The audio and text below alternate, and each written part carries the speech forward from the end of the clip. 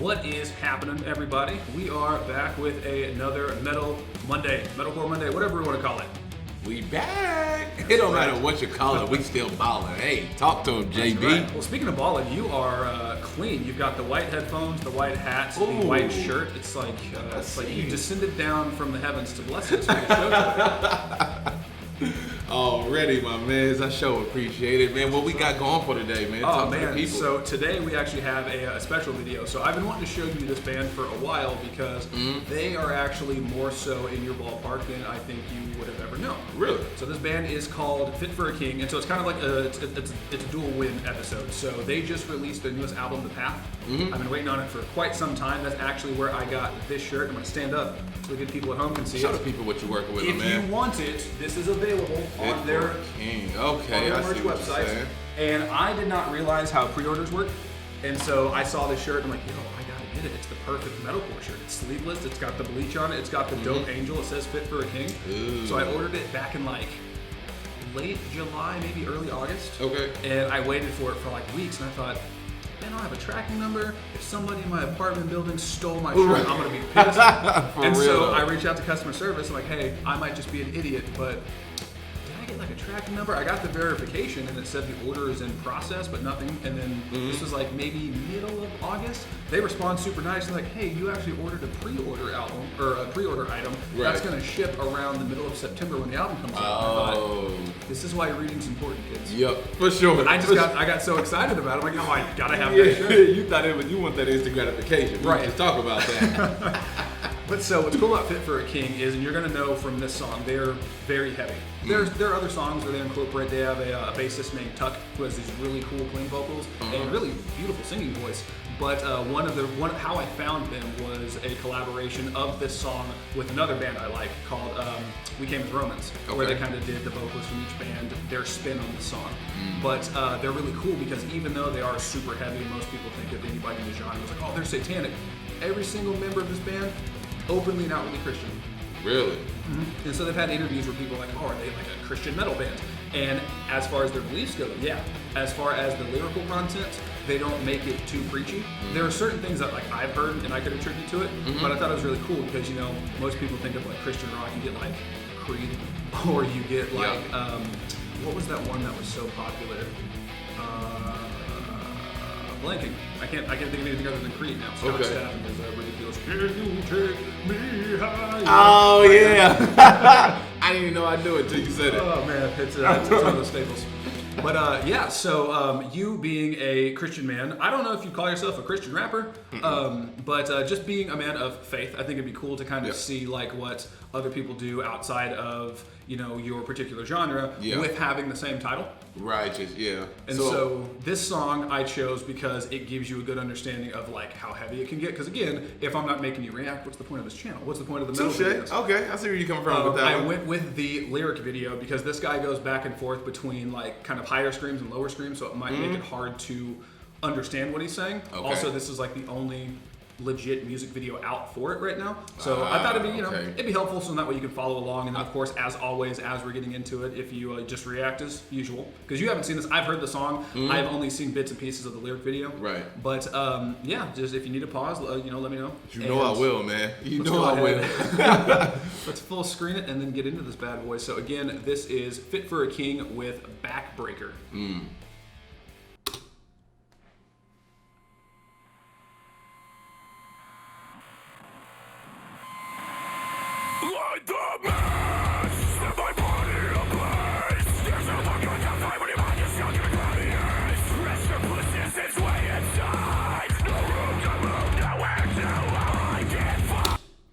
Said Christian rapper, Christian metal band. What is going on? He talking about setting stuff on fire. Am I correct? But we don't know where he's going with it yet.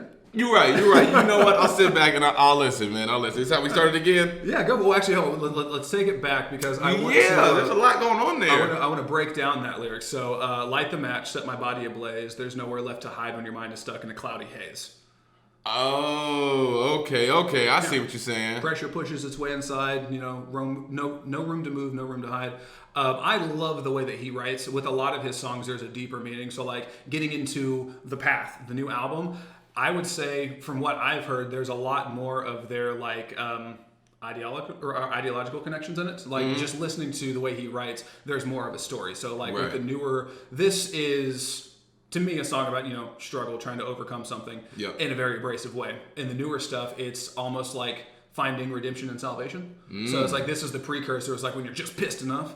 And then you have that realization. So again, going into it, it's going to get heavier. So just write it out with me. Oof. But so far, it's it's pretty intense. Ooh.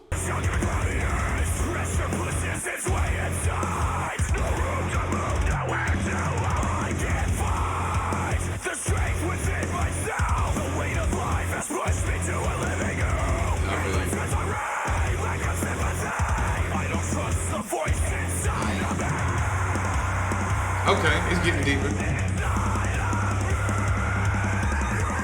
Ooh, that was nice. Ooh, the way that I don't know what that little sound was, but it emphasized that part of it. You know what I'm saying? That punch right into the no trust. Good gracious, great balls of fire. I'm feeling where this is headed to, man. Fit for a king. Let's go in. Let's do it.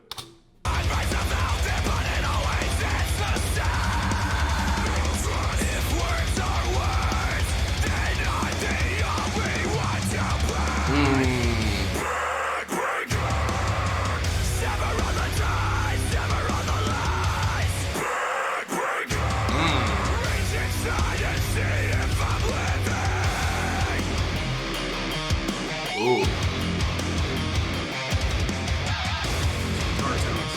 Yeah.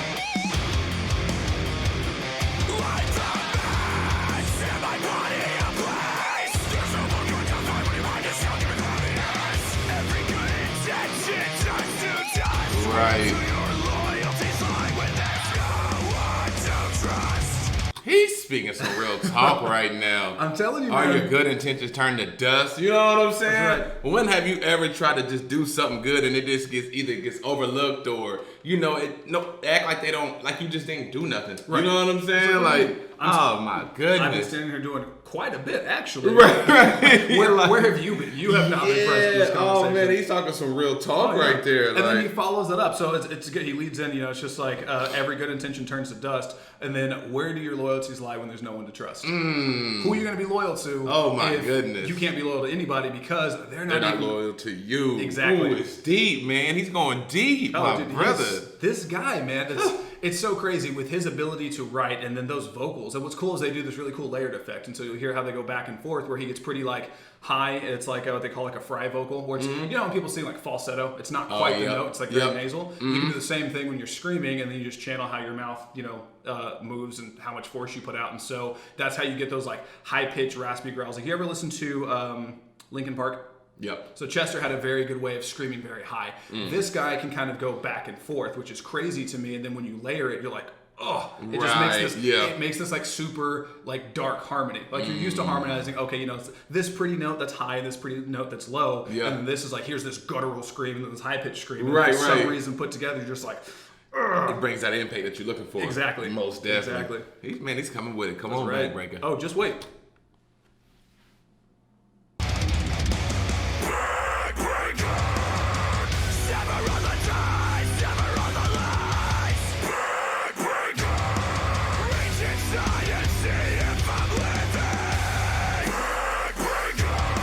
Sound like a monster, right?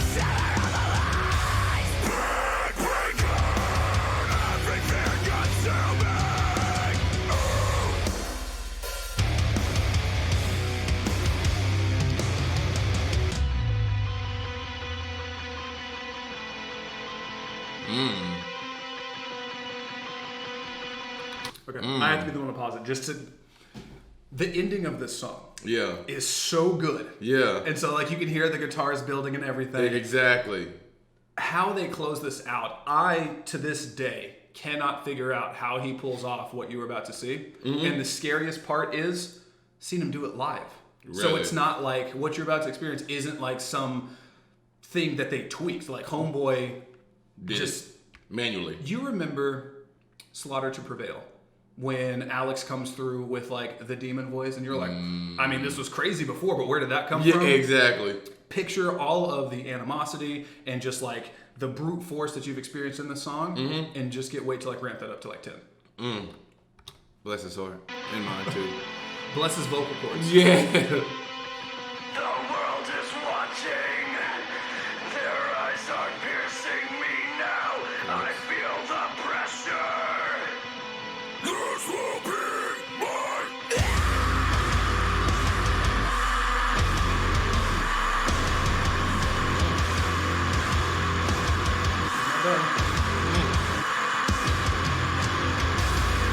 Golly bone. Good gracious. This is not one take. This is one take. Cut the crap. Heck to the no. That man's diaphragm is something crazy. Right? Honestly though, you seen this live and you can attest that was one take. Yeah, and the scariest part about that too is so how I heard this song was this song. So this song came out before the version they did with We Came as Romans. And what was cool about it was much like he does with the layered vocals. He got the vocalist from We Came as Romans, and they kind of did like a tag team back and forth thing. Yeah. So the guy from I'll say We Car because it's a lot easier to say that. The guy from We Car can sing a little bit higher, and so he kind of took over like the main vocals and did like a high pitched scream. Then you got a boy from Fit for a King who of course did those lows, and then at the end they go into that the world is watching build up, and then when it gets to the this will be my end, they both go in. So Fit for a King is super low, We Car is super high, and they both hold it for the exact same amount of time. And then at the end, the guy from We Car coughs and just goes, "No big deal." Bro, come on, man. That was ridiculous. Let me find the comments because I was taking a look at this the other day, and because I watched somebody else react to it, and I want to say they say he screams for 27 seconds. That's got to be like the Guinness Book of World Records or something. Dude, it's insane. And it's not like it's you know what I'm saying? I can probably do that for a decent amount. I'm talking as loud as he did. Like, come on, bro. This guy says more like neck breaker. Yeah, that's a fact. That's a fact. Y'all better not sleep on that filthy riff. That was the one you were talking about. Yeah, that was nasty. Oh, that was nasty. Give me the timestamp. I want to know because I want to say it's. I mean, it's that was a 24-second scream. Good Lord. Dude, it's insane. So, I mean, that just goes to show, like, a lot of people will go, and we talked about this when it comes to Alex Terrible. People are like, oh, it takes no talent to scream. He's like, dude, I've been training my vocals for 11 years. I mean, you don't just get to do that. There might be some people who just try. I mean, you might be able to, on the drive home, if you want to attempt that, you might be able to hold it for 24 seconds. I don't know. Impossible, man. Impossible. And just as loud as he was doing it. You know what I'm saying? I feel like we can hold a cool little note for a little second, but, like, he's using everything to bring out that scream, like, man. And what's crazy is, like, I mean, maybe I have an untrained ear when it comes to vocals, but to me, Homeboy didn't waver. No, like, that's what I'm saying. And by that 10-second mark, like, you probably almost out of breath about to get up out of there. Yeah. Like, no, it was strong the entire way. I'm like, man, that can't be real. I'll tell you the truth. I have attempted this in the car many times. How many seconds did you get to? Oh God! So having trying to recover from my smoking days, there's no way I could hit that. Right. Like, at all. And so like I realize I've lost that ability, but I think I got to about 10 seconds, and boy, it sounded terrible. One, I don't know how to scream like that anyway. Yeah. So like I've tried the high version, just the fry vocal. I've tried the low, and it doesn't matter. One, no matter which style I try, it's always terrible. Two, I get to maybe 10 seconds, I'm like, okay, yeah, that's what I was saying. Like 10 seconds, bro, is like good, great. Right. 24 seconds is like unbelievable. That's why I was like, no, ain't no way this is one take. Like, yeah, I'm gonna do some Googling real quick because I believe these guys are from where a lot of the metalcore dudes I've been getting into recently are from, and I think that's Florida. Or that could be, I might be mistaken, that could be Rage War. Let's see. What they got. Oh, they're from Texas. Oh, I ain't far from here. Where at? Houston? Tyler, Texas. Not sure where that's at. What? Yeah, so vocalist Ryan Kirby. So shouts out to you, Ryan Kirby. You know what's hilarious? Okay. Is if nobody's already made this comparison, I'm sure somebody has after listening to 24 seconds of screaming. You ever play Super Smash Brothers? No. You ever play the original Kirby video game on Nintendo? The little pink guy? I don't think so. Well, his whole thing is he's like a black hole where he can just kind of sit back and just like breathe in, and then he sucks in the enemies and like takes the power. Oh yeah, yep. I mean, I could draw a direct comparison because homeboy's got Kirby lung capacity. Like he can literally. I don't know. Maybe that's where he got that name from. Could be. I think that might just be his government. Right.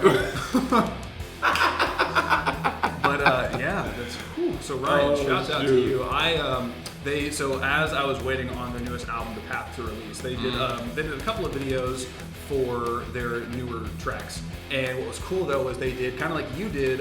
What's the name of the documentary you put on YouTube? Chosen documentary. So it's kind of like that. So it's The Yeah. Path, and so it's like different. It's like hour and a half iterations of what it took building up to the album. Which is cool because I love to see behind the scenes content. I like bands that put up, more than just one music video, or who give, and that's happening a lot. Like one of the bands we're going to be getting into later on is Bring Me the Horizon, and they just did 3 really cool music videos actually within the past year, and then each time frontman Ollie Sykes, which is just a dope name, he kind of did a behind-the-scenes breakdown of everything that they did, just little bits. I love like watching an artist like you. Like I love seeing the finished product, but I love also seeing the process. Like, for sure. The behind-the-scenes in the studio, or like on set working on the video stuff like that. Just all the B-roll, all the candid stuff, or the emotions, like or the real stories that hearing about it. You know what I'm saying firsthand. Like, okay, what this rapper is saying is official. What this metal rock band is saying is official. It's like this is stuff they actually been through. So hearing a person talking about it and then going and listening to the same exact song they're talking about or the period of life they was in, it makes it like resonate just a little bit more. Yeah, it's just because in the music industry there are a lot of times, and I will say this a lot when it comes to the songs we have on the playlist at work. Pop is pretty notorious for having a really awesome performer who can sing and dance, and it's great. But then there's always some sort of creative team that actually write the songs for them. Yeah, true. And so, like, because this will make no sense in conjunction with this episode, but like there's a song on the playlist, Watermelon Sugar by Harry Styles, and so John listens to it, and the chorus is like watermelon sugar high, and he thought he was saying watermelon sugar ice, and he goes, is he just telling us how to make Kool-Aid? Right. And so I googled it just to kind of give him some perspective. Oh man, this song is very inappropriate. Yeah, I mean, it's for sure. And then I thought about, I don't know enough about him to say this, but then my first thought was he does a really cool performance. It's a catchy song. I like, seeing the video, hearing it on the playlist and everything. Yeah. And I thought, what if it's one of those situations where some like 45-year-old dude wrote this and a 20-year-old performing it? That's true though. I didn't even think about that part. It's just like if you go back and think of like Aaliyah, she was a great performer, but like there were so many different people behind the scenes writing that stuff. And so if you saw that, it might take the allure out of it. But then you see a band like this go through, okay, well this is how we thought of this chord progression, which led to this drum pattern, which led to how I'm screaming over the top of it. Like that's super awesome. No doubt. So if you guys haven't seen The Path yet, go and watch the Path documentary. If you haven't copped your sweet Fit for a King merch, go to their website. It's all released now. The album's out, so it's out. I hate to say you can get the cutoff. You're not going to look as good as me in it, but you can get it. Touche. Outside of that, though, man. So this is a little bit heavier. Not what you're expecting for a Christian band. Yeah, I didn't. If I didn't have the lyrics, I still would be puzzled at how they were Christians. You know what I'm saying? Like, we was just talking about setting bodies ablaze, but once I got like really into it and I started looking at the lyrics and really taking it in, and then you broke it down a little bit more for me. I mean, that's deep. Yeah, that's deep, bro. Like, and what's that man's name? That Kirby? Ryan Kirby. Yeah, man. I just like Jason, man. For my smoking days, I can't hold it for that long either. But I just didn't. Difference between me and Jason, I just didn't smoke crack. It wasn't it. It wasn't my path. That was his. I'm just telling you, when you want to get a lot. If you were trying to have your apartment be the cleanest it's ever been, if you're trying to make a 30-hour drive, oh shoot! And here's the thing: if you're in the rural south of the United States, there's still a lot of gas stations where you can find those what do they call them, like antique roses? It looks like a little rose in a vial. I don't know, it's a crack pipe. Right. That's what it is. And that way, if oh shoot, man! Police pull you over and they're like, "Sir, what is that?" You flick it and it breaks, and they're like, "Oh, yo, he's kidding! I promise you, he's kidding, man." But is he though? How do you think I stay so skinny and energetic? Oh man, things that make you go. It's actually the cocaine. It's a little bit easier. It makes sense. Makes sense. You can actually function with that. The next couple of years though, my nose starts falling apart. if this starts bleeding in the middle of I know exactly why. That's what I should do in the edit, just kind of just have it slowly. Right.